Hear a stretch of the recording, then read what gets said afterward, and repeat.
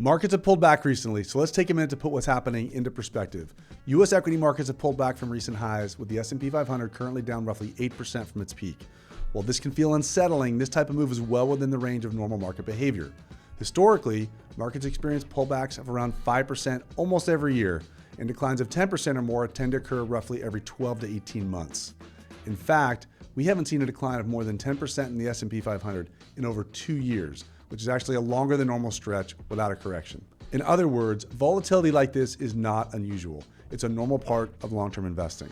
A major driver of the recent pullback has been rising geopolitical risk, especially in the Middle East. The escalation involving Iran has increased uncertainty and contributed to a spike in oil prices, which has added pressure across global markets.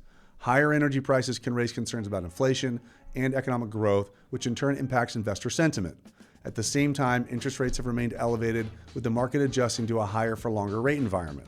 This has put pressure on equity valuations, particularly in large cap growth and technology companies that had led the market higher. You're also seeing some moderation in earnings expectations, along with profit taking after a strong run, and a shift in leadership beneath the surface of the market. Periods like this are a reminder of why discipline matters so much. Staying diversified, staying patient, and avoiding emotional reactions to short-term headlines remain some of the most important components of long-term investing. As always, reach out with questions, concerns, or if you just want to make updates to your financial plan, we're here for you. Talk to you soon.